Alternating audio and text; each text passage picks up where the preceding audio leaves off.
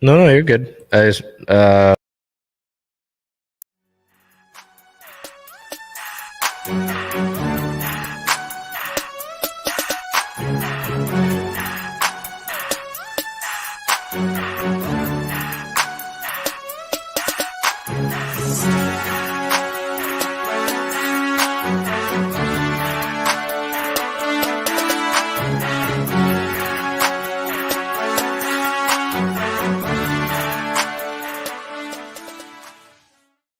Hello there, everybody, and welcome back to Circling Seattle Sports on Converge Media. Of course, as always, I'm your host here with you, Charles Hamaker. We continue through August, and you know what it means when we get to the end of the summer months. Obviously, the Mariners continue their season, but as we get towards the end of the summer, Seahawks preseason training camp that rolls on, and as we talked about last week, there's going to be a lot more news about that, whether it's roster moves, injury updates, good and bad, and the like. The Rain continue their season. The Storm are still going on. The Sounders are still in their little bit of a break. So without all that, we'll get back into what we started talking about with the Seahawks, and their training camp. So we're starting with injury news. On the 3rd of August, pass rusher Darrell Taylor sprained his left shoulder but does not need surgery.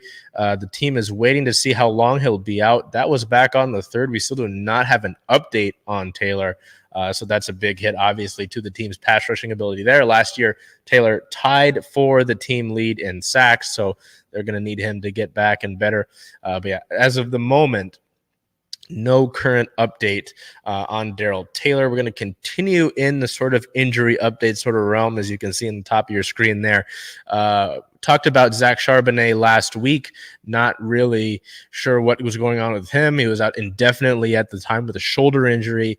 Seattle wanted to see more of the extent of what was going on there. He is fine now. He was able to participate in the team's mock game last Friday, August 4th.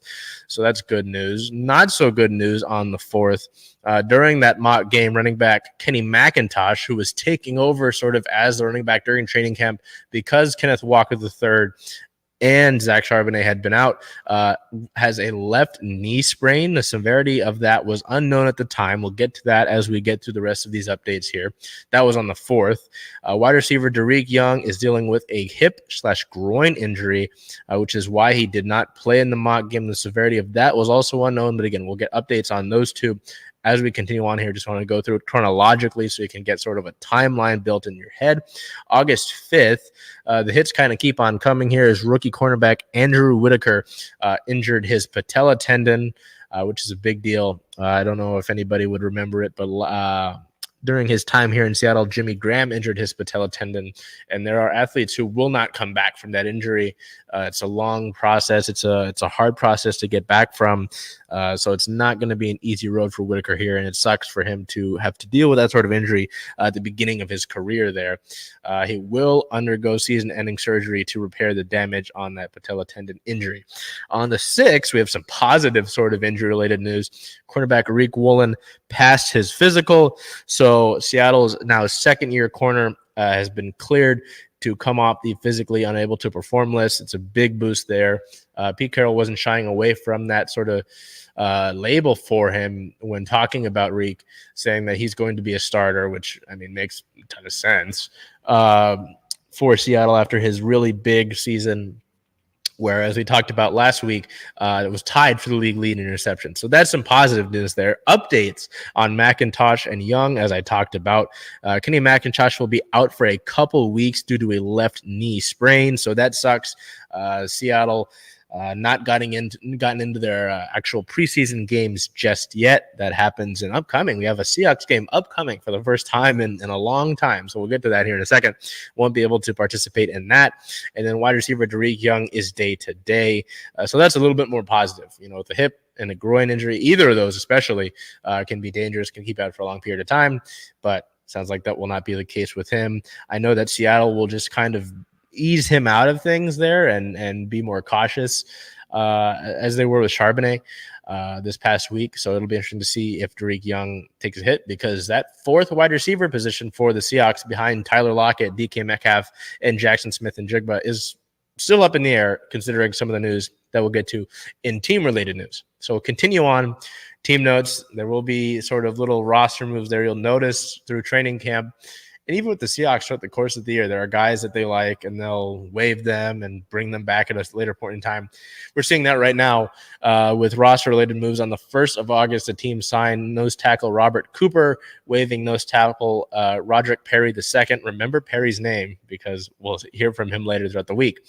On the 3rd, this one's kind of an injury-related update, but Charbonnet got back to doing drills, running routes, and catching passes on the 3rd, a day before that mock game took place. I also got a carry during a team run period, which is good, encouraging signs to see for a guy that had been held out for a little bit, and a guy that factors to be probably getting some solid carries throughout the year for the Seahawks here, behind Kenneth Walker III. On the 4th, we also found, before the mock game took place, we found out that wide receiver D. Eskridge has been suspended 6 games for violating the NFL's personal conduct policy.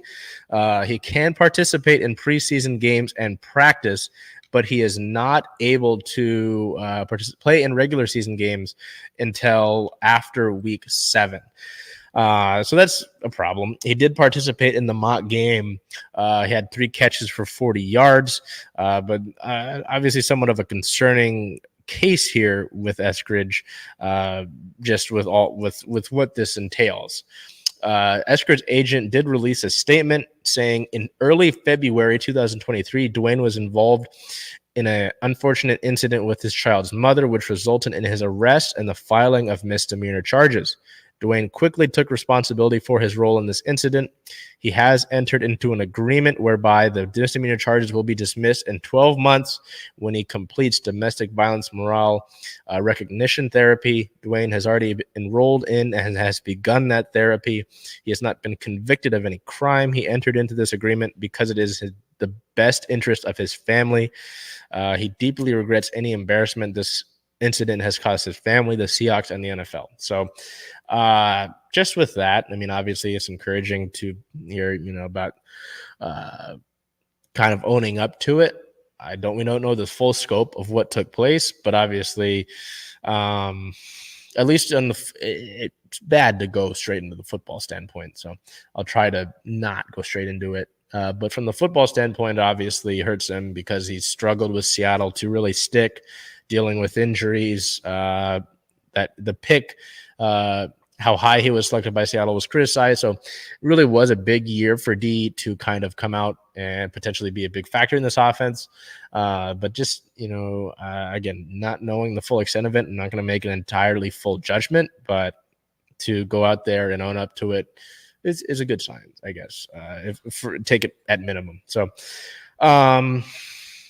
yeah, Seattle will be without D. Eskridge for 6 games of the regular season. He can still participate in these preseason games and in practices. So you'll probably still see him in practices and in preseason games, but not outside of that. And then one last roster move to round out the week. I almost said season. On August 6th, the team waived defensive end MJ Anderson and brought back Roderick Perry II. So he's back. Seattle's still trying to figure out some things along their front 7 after, struggling to stop the run last year, still being a team that struggles to get to the passer. So it's not a surprise, I don't think, that they're really trying to figure out maybe with some of these guys who might be diamonds in the rough, see who's going to be a fit, who can potentially contribute, who is a diamond in the rough along the front 7, along the defensive line. So the Seahawks have a game to look forward to. August 10th. Yes, August 10th. That is Thursday versus the Minnesota Vikings here at Lumen Field, a 7 p.m. kickoff. That is the team's first preseason game of the three with the new, well, not really new anymore, with the schedule changes in the NFL taking place last year. The Seahawks, every team in the NFL only has 3 preseason games, and this is always a big opportunity for some of the rookies, sort of guys who are on their last chances or guys just trying to make an impact to go out and make that impact and maybe settle some position battles. Obviously, with a lot of last year's group returning, Seattle probably won't have too much surprise with where their roster and their depth chart will stand. But again, you never know. This is where preseasons where guys can make their mark and really earn a spot. So it'll be interesting to see if anybody does that for the Seahawks, who steps up, who shows out. We move over to our Mariners, who continue throughout the regular season. There was a lot. Well, last time I left you here, we were looking at the trade deadline, what the Mariners might do. I thought that Seattle would largely stay put, and they kind of did that. But we have games to get to before we get to the trade deadline and what occurred in the days before that. So we'll get to that, but I was told we'll get to that. I almost skipped ahead. Looking into the games that the Mariners played over the past week. The Mariners had a short little 3-game homestand after going on a 6-game and 7-day road trip and having played a 10-game homestand before that road trip. 3-game homestand, 3-game series against the Boston Red Sox, team that the Mariners were trying to leap over for in that wild card race. July 31st versus the Red Sox, a 6-2 win. Our play of the game designated hitter on the day, Cal Raleigh, 2 hits, 2 runs, and 2 RBIs for Cal. A multi-homer game. Cal has, I think after we get to this last one here, Cal has done really well against teams in the American League East, particularly the Red Sox and the Tampa Bay Rays. You can see a photo of the game here by Sage Zepeto. Dominic Canzone, and if you have been living under a rock or don't really follow the Mariners that well, you're like, who in the hell is Dominic Canzone? We'll get to that in a second, and it'll make more sense after we talk about the trade deadline. So that was game 1 of the series. Game 2, August 1st versus the Red Sox, day of the trade deadline. The Mariners would lose that game 4-6. A tough one, tough outing by Bryce Miller here. Wasn't really able to get into things. Might have gotten the order mixed up on these. Anyway. Oh, yes. Here is game 1 photo of the game. Matthew Bermudez captured this. J.P. Crawford caught a line drive that would have been straight up the middle to end the game. Great play by J.P. Great photo, too, to see the reaction of it. That is game 1. I apologize. I had them out of order. Wackadoodle time. Game 2, August 1st versus the Red Sox, a 4-6 loss. Bryce Miller had a tough outing. The offense really kind of couldn't get going after putting up a great streak of 10-plus hits. And I believe it was like 5 consecutive games. It ended the day before, but then it really sort of ended as the Mariners lost that one. That's the photo of the game from August 1st. I apologize. Our play of the game, third baseman Eugenio Suarez, Gino, 2 hits, 1 run, and 3 ribbies on the day, 3 runs batted in. But the Mariners do lose that one to set up the rubber match on August 2nd versus the Red Sox, a 6-3 win. Our play of the game, third baseman Eugenio Suarez, once again, Gino, 3 hits, 1 run, and 1 RBI.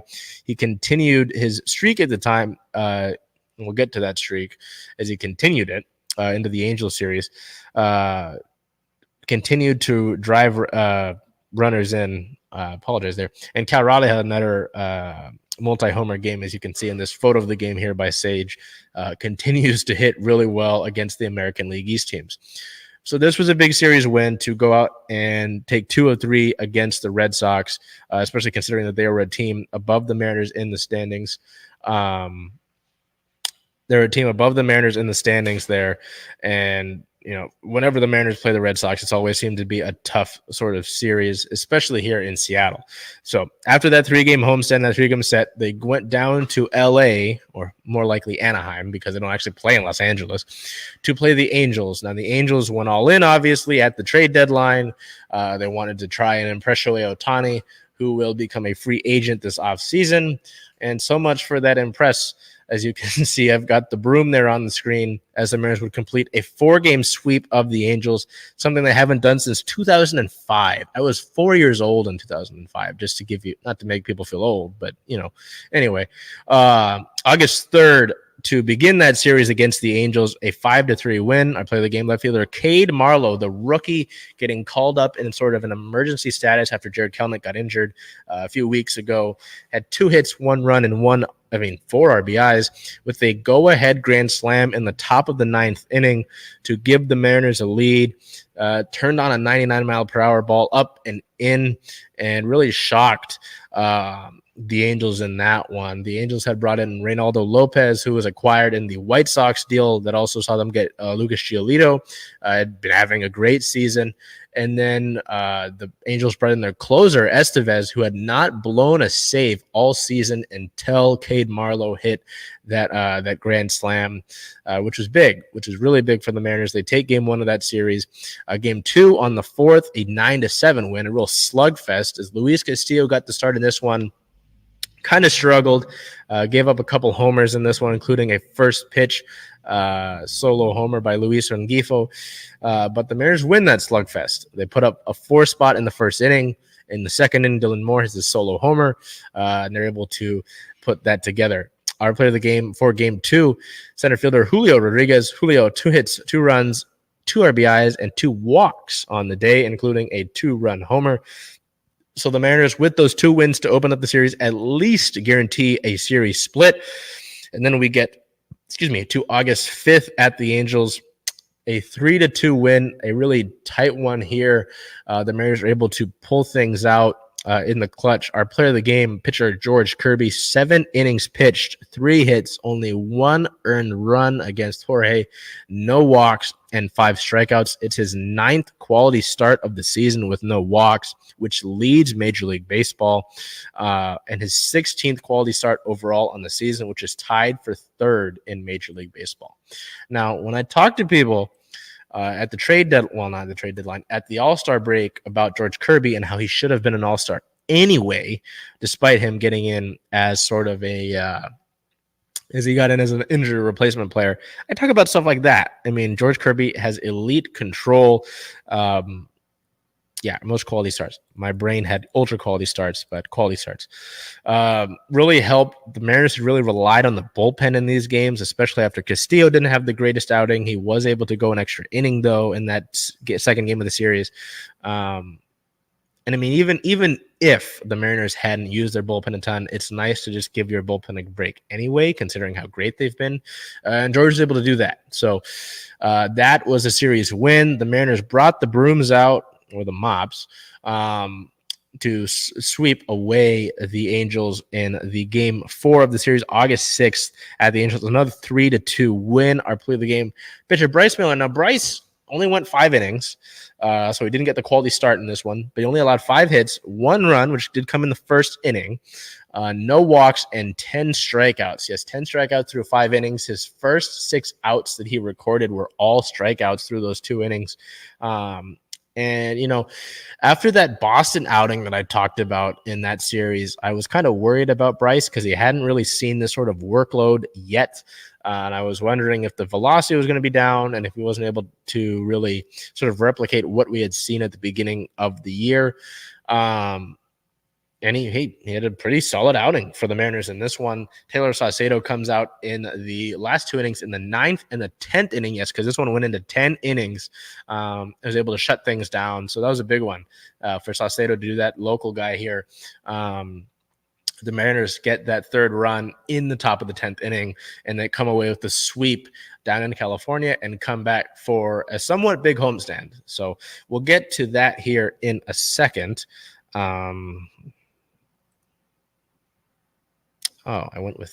a minute. Oh, yeah, I went with Teo.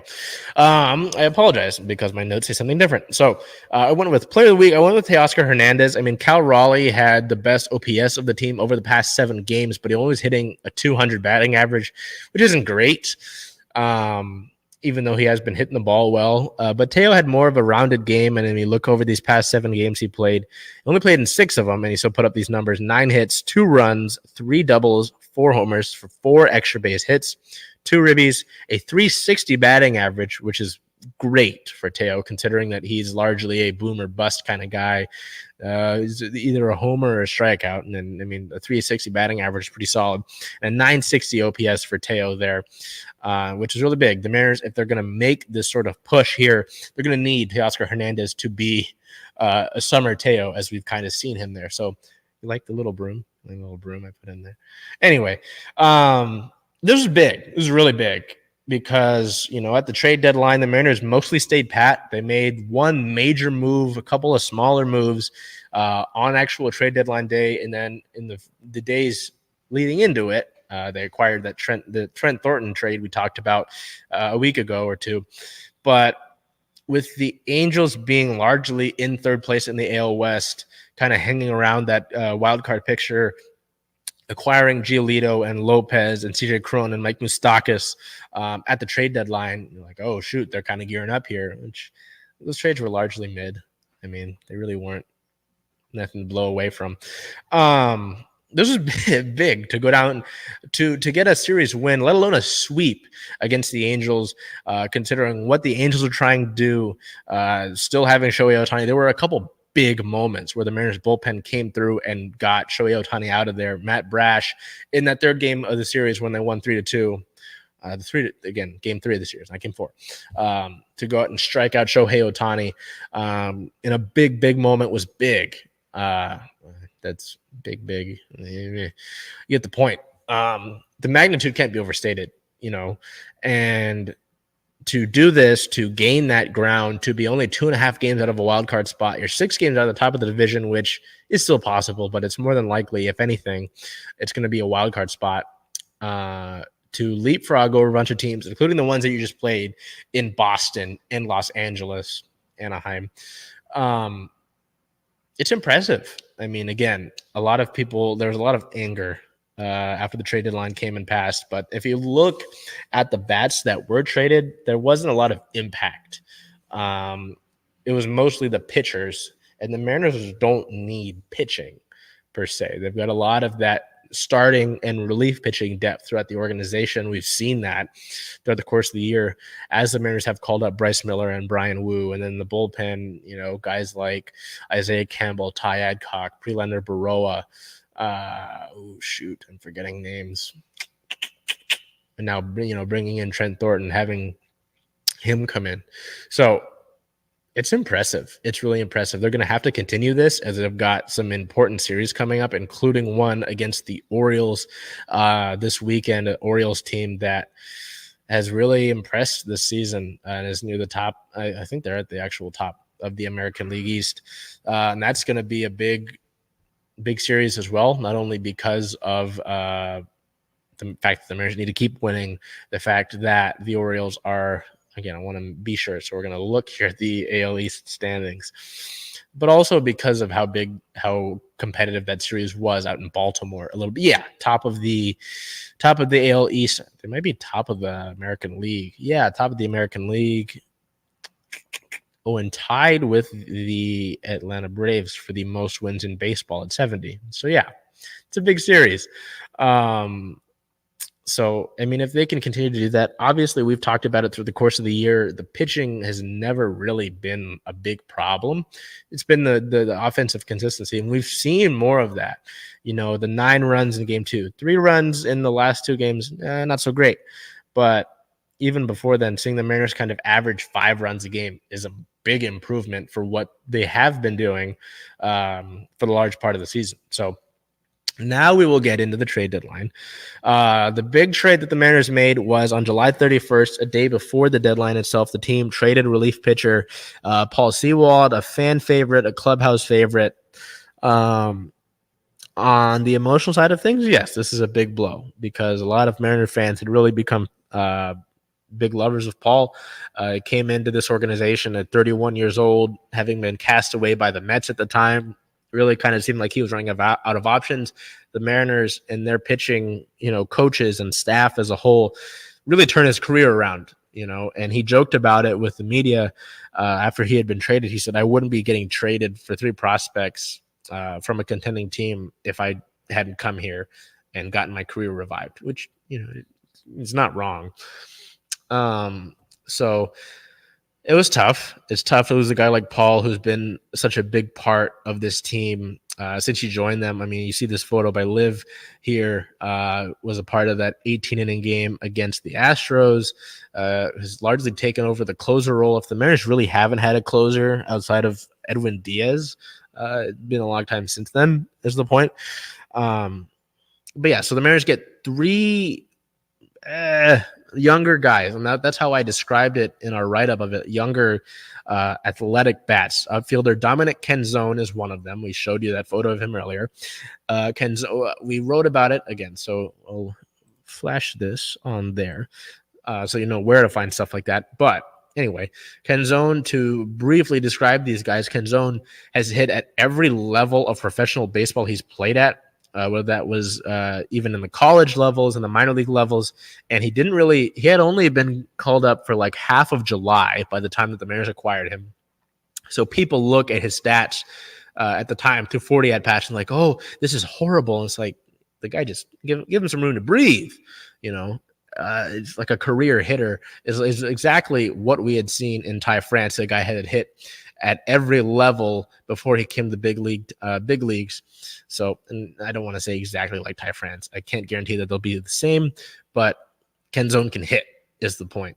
It can also give Teoscar Hernandez a break out in right field, as Teo's been playing nearly every game for the Mariners out there in right field, which is a good thing. And they've already implemented that sort of thing. We've seen that already.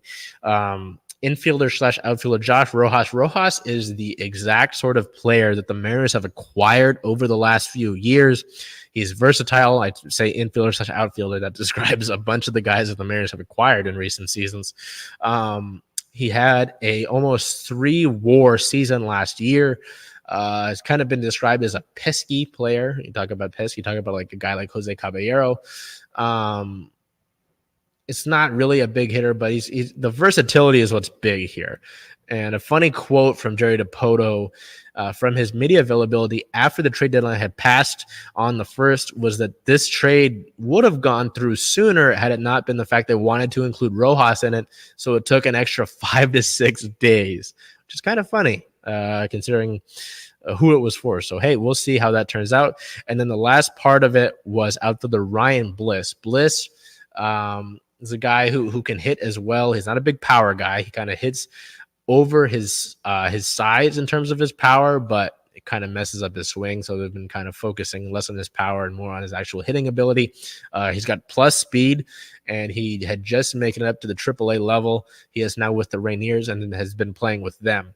And DiPoto made it sound like he's not necessarily going to join the big league club anytime soon, and they're going to look for him to play out the rest of the season at the AAA level. So for a reliever who's 33 years old, and, bullpens are always volatile, so you can't guarantee that Paul Sewell is going to be a proven commodity year in, year out.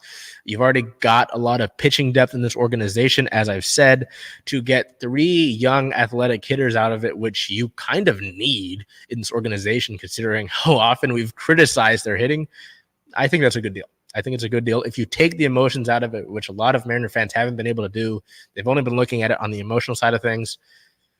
If you look at it on the emotional side of things, yes, it is tough. You could argue against it, but if you take away the emotions, it makes a ton of sense.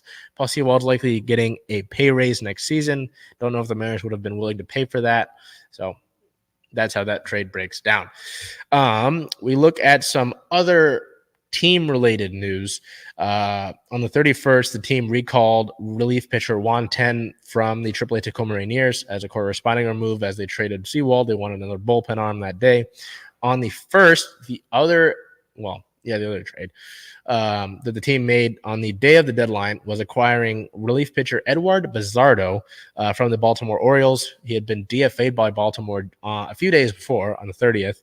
And the Orioles received relief pitcher Logan Reinhardt from the Mariners, who had been playing with the High A Everett Aqua Sox. So, hey, maybe it's another guy that the Mariners take a flyer on, and they're able to turn into one of their relievers. That's been so effective. I mean, you look at the guys who have some of the best ERAs for the Mariners in their bullpen with Saucedo and Justin Topa, guys like Gabe Spire.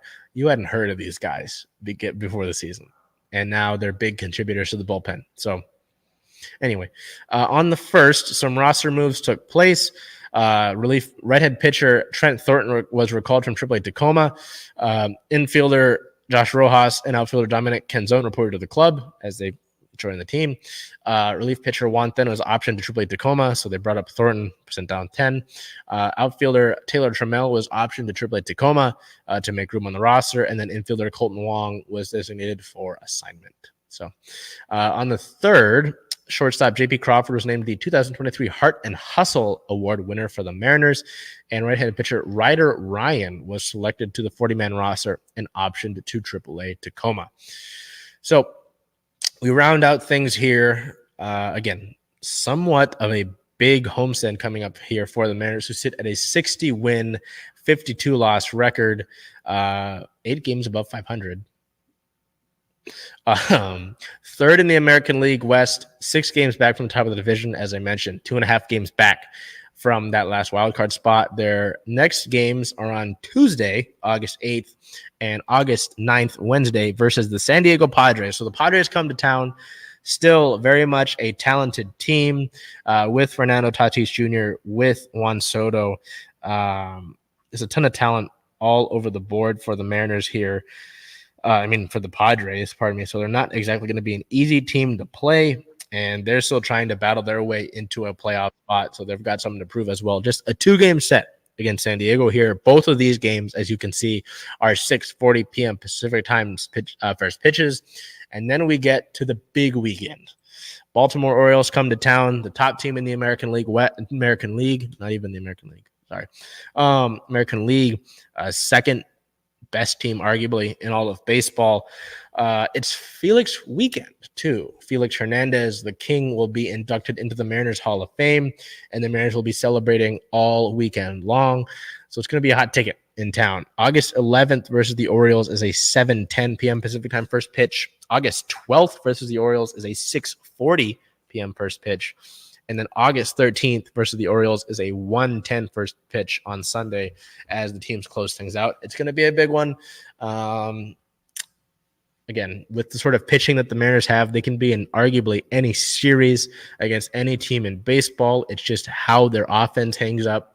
And if they're anything like we've seen in July and as of recent, the Mariners have got a good shot. So we head over to our Storm here, who, as I talked about last week, they were able to snap their 10-game losing streak.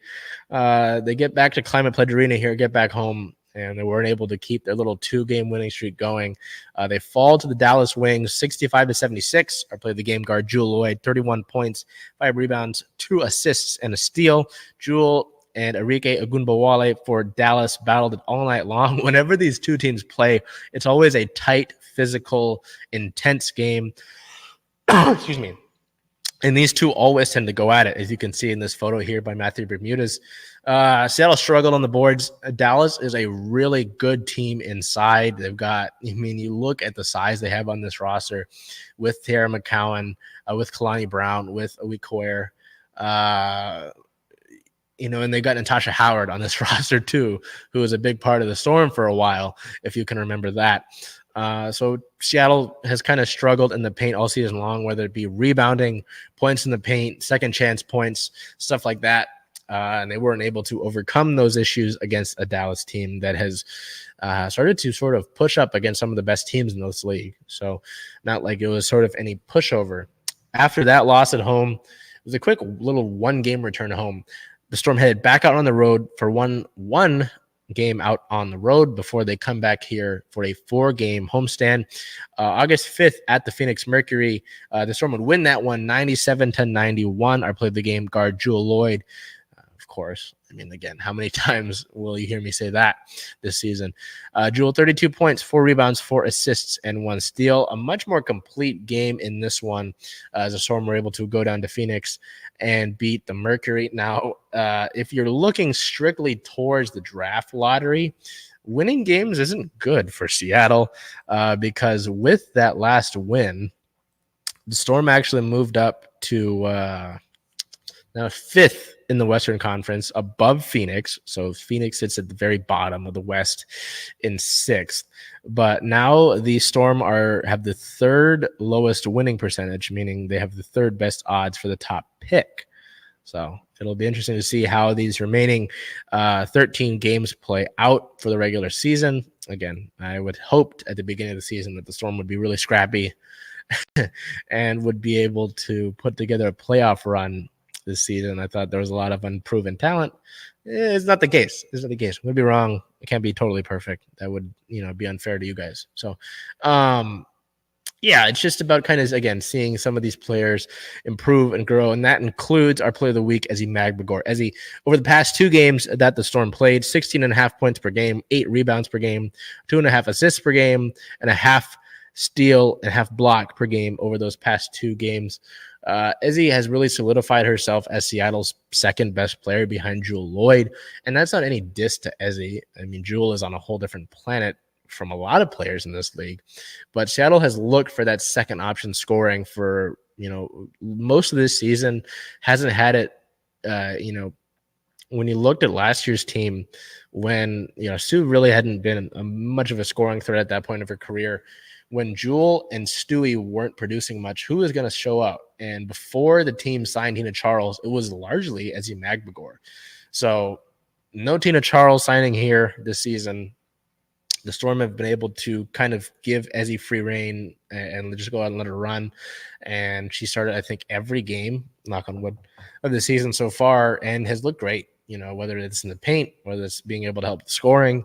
So it's been great to see that, and I'm hoping that, her and Jewel Lloyd are able to be pillars of this roster for years to come. So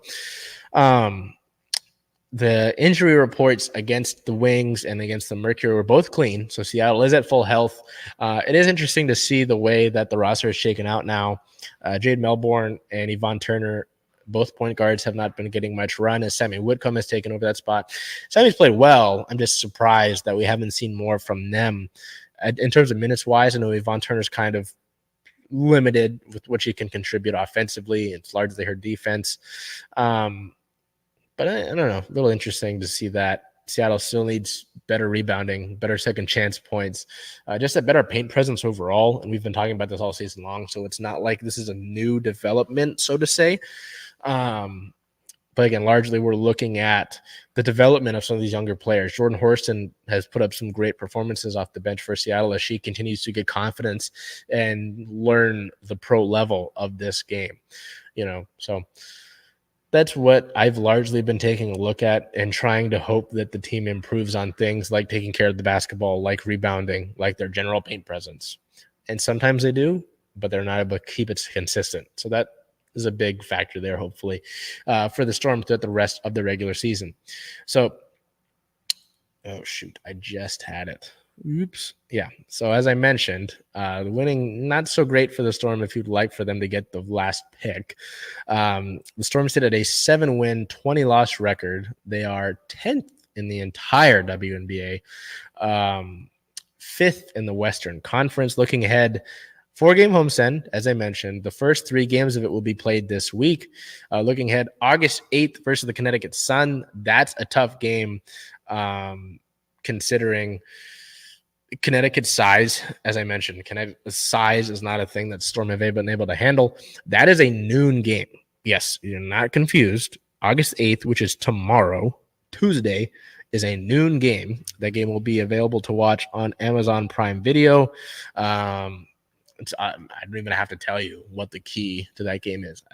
I wouldn't, ideally, but if you need me to help you with it, it is the fact that Seattle needs to be able to do better in the paint against this Connecticut team. Game 2 of that homestand is August 10th versus the Atlanta Dream, a 7 p.m. start. Atlanta has really sort of turned things around. They have the 5th best record in the WNBA this year. They are young, but they've really turned a lot of those things around. Again, as I mentioned, 7 o'clock tip-off time. That will also be on Amazon Prime Video if you are in the state of Washington. And then to close things out against this Mercury team that the Storm just saw, they'll do it at home this time. August 13th versus the Mercury, a 3 p.m. Pacific time start. As I mentioned, again, in the state of Washington, you can watch these games on Amazon Prime Video, all 3 of them. They are on other things like Fox 13 Plus, but I don't want to pay for something like that. I'll just pay for Amazon Prime Video, which I already had. So nothing doing for our Sounders as they've got some time off. They don't play their next game until August 20th when Atlanta United comes to town. If you need more soccer or more MLS in particular, because there's the FIBA Women's World Cup going on, and Messi is doing stuff in MLS, which is good, I guess. Anyway, so we get over here to our Kraken, who, yes, we've got some Kraken-related news. We aren't in the training camp yet, but as you are aware, the Winter Classic is coming to Seattle this season. It is taking place at T-Mobile Park. If you don't know what the Winter Classic is, I will break it down in very bare terms for you. The Winter Classic is when 2 teams will play an outdoor-style game in a venue that normally doesn't hold hockey, and the teams will have different sort of uniforms that they'll wear. So there's a lot of excitement around the Kraken, because there were a few ideas of what they were going to be wearing, and because the Kraken have already done such a great job with their branding already. We have a leak of what that logo will look like. You can see here on that hat design, it is largely going to be inspired by the Seattle Metropolitans, who were the first team in the National Hockey League way back. Yes, way before I was born too. To win the Stanley Cup as a North American team. They're the first North American team to win the Stanley Cup. So way back then. And you can see a little bit there, this low-res leak, but it should be exciting. The more arguably exciting news for the Kraken and just the city of Seattle and its hockey, Seattle is among the cities that has submitted a formal application to host the 2026 IIHF World Championships. Climate Pledge Arena would be among the venues for the tournament. I imagine Climate Pledge Arena would be, just said that. The Iceplex might be involved, maybe the Showwear Center, maybe Angelia Winds Arena up in Everett. The decision for that is expected to be by the end of the year. Now, this is something that was kind of hinted at. Talked to Todd Lewicki at the Ron Francis press conference when he got extended. We talked about the venues that the Kraken had, whether it be down in Coachella Valley with the Firebirds or up here with the Kraken, and talked about a big announcement and hosting a major tournament. That's what this was. So the Kraken themselves haven't necessarily made an announcement about it because it's not directly Kraken related, but this would be big, as the hockey world in this area continues to grow. Obviously, hockey has been in this area for a while, dating back to the Metropolitans, back to the Ironmen, back to the Breakers. The Thunderbirds and Silvertips have been here for a while, but just continuing to grow that further and further. And considering the facilities that are around here now, I think it makes a lot of sense. So it would be a lot of fun to see that hosted here in the Seattle area. That would mean that there's a lot going on in 2026 in Seattle, with the Men's World Cup coming here for some games, and then World Championships coming here as well. So on top of all the events that will already be happening here anyway. So we go over to our OL Reign, who continue their regular season and Challenge Cup play amidst the FIFA Women's World Cup that's taking place now. The Reign would close out their UKG Challenge Cup group play. They had already locked up the Western Division title last week when they beat the San Diego Wave by a score of 1-0. So this game largely didn't have much stake at all in it. Taking that into account, plus the fact that Portland wasn't going to be able to advance either because of how they had fared throughout the Challenge Cup. So it was largely both teams getting like a scrimmage in or, or largely an exhibition. I know it doesn't play that way for a lot of players who need the minutes, who are younger, who might be fighting for more of a spot on this team. But largely in terms of team stake, there wasn't much there. It was a 0-0 draw against the Portland Thorns on August 6th. Our play of the game, I kind of split it between Laurel Ivory and the team's back line. It was throughout the entirety of the Challenge Cup, the Reign did not allow a goal to be scored, which is a big deal. I mean, it's just a testament to the team's defensive play, and especially in a division with Portland, with Angel City, with San Diego, who have some good tacks. It's an impressive feat. So, as I mentioned, the Reign are the number 1 seed in the Challenge Cup playoffs. Their Challenge Cup semifinal that they've earned an automatic berth into is September 6th versus Racing Louisville. We don't have a time for that, but the Reign will be hosting that here at Lumen Field. So 6 straight clean sheets for the Reign. No goals allowed through Challenge Cup group play. It's a new record for consecutive shutout minutes, 675, which passes the Houston Dash. So really solid numbers there for that, which is, again, very impressive. But also on top of that, and again, I mentioned that we're in the midst of the FIFA Women's World Cup. It's a Challenge Cup match, which it tends to draw less because it's not regular season play. The Reign set an attendance record of 12,061. It's a Challenge Cup record for the club and a regular season single match record for the club. It's not an outright record for the club because of the playoffs. Record they set last year in the playoffs, but really impressive. I mean, for a game that had relatively low stakes, a Challenge Cup match, and one during the World Cup where the Reign are without their 8 international players in their countries. It's really impressive, and it was great to see. It was also Seafair Weekend. I knew it was Seafair Weekend emphatically because you could hear the Blue Angels not the entire time, but most of the match, which was kind of annoying. But anyway, our photo of the match here by Liz Wolter. You can see Laurel Ivory in goal there. Another solid performance from one of the 2 backup Reign keepers, and you can see the fire in it. It's always a sucker for the fire. Again, it's not like there's too much to discuss from it, really. With these Challenge Cup matches in particular, you're largely seeing the Reign get players who have been depth, who are younger, who haven't really gotten the minutes before getting those minutes, and the Reign talked about in the offseason, really building this roster, not needing to add big signings in the offseason or big additions, rather just kind of bolstering their depth. And that's what we've seen perform here in the Challenge Cup. Younger players like Shea Holmes and Olivia Von der Yacht getting these minutes, Elise Bennett up top.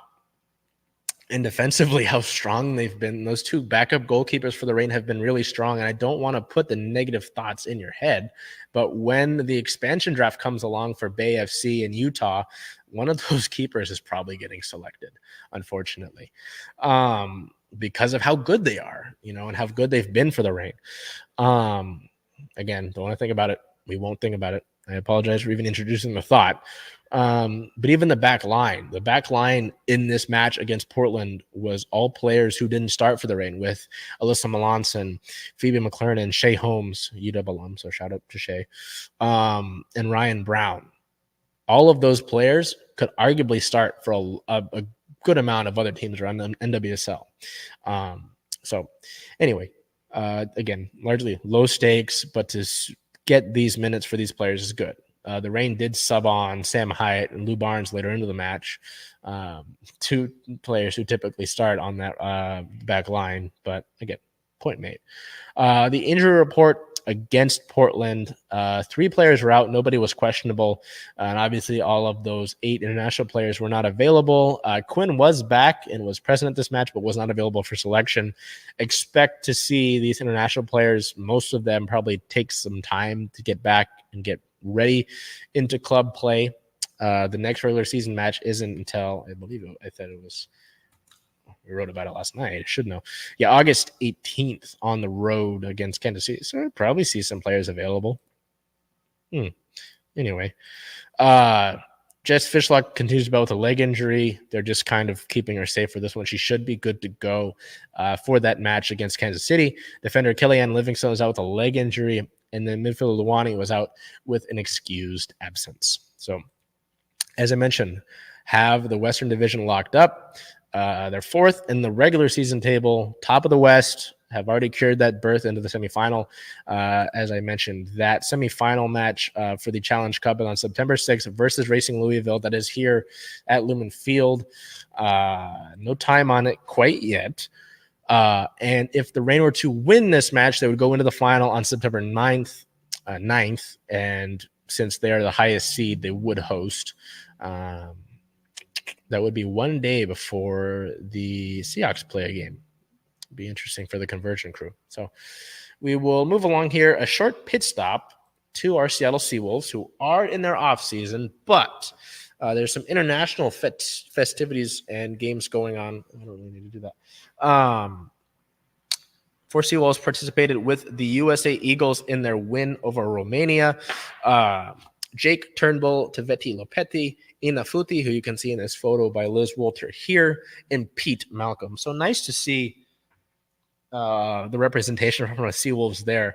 Obviously, with the Reign, we talk about it, the representation on the international level, which is a big deal and important for a lot of these players. But I mean, with the Seawolves to send 4 players out, that's also a nice big deal as well. So that's about it. The MLR draft is coming up on August 17th, so we will have coverage of that when that comes around. We will wrap up here with our star of the week. Today, you can kind of go with stars plural. I thought largely about putting the Reign goalkeepers here just because of how well they performed throughout the Challenge Cup. But because of their rise and they're making people believe again and all this and that, I decided to go with the Mariners. I mean, again, I was told at the trade deadline because they traded a 33-year-old reliever that they were surrendering on the season. And there was all this panic and pain and just immediate anger. And I might be 22 years old, which is largely young. I know the bald head doesn't help with that. You got to learn patience, right? The Mariners have a decent amount of time to go before they reach the playoffs.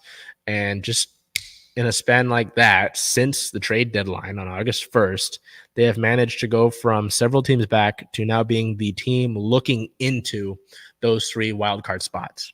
They very well can do this on their own. They can control their own destiny. And at the moment, they are.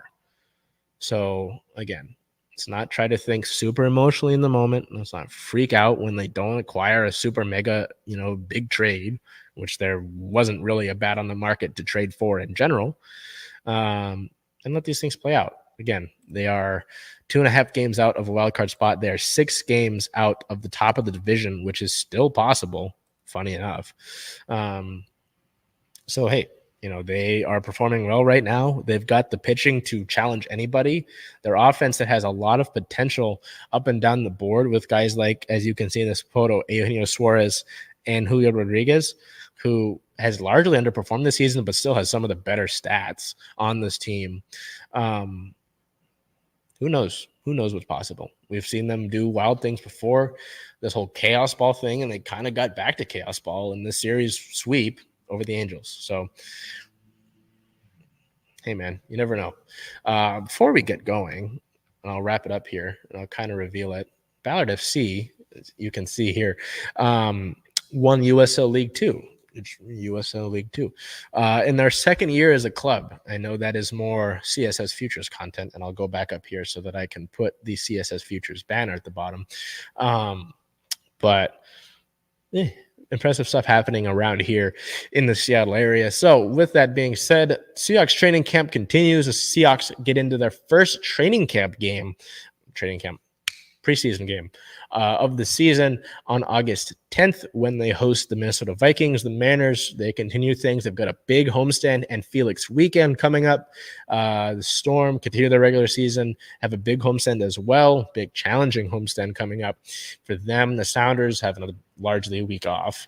So not too much to expect from them. Kraken probably don't get too much news from the Kraken this week as they've been in their off season.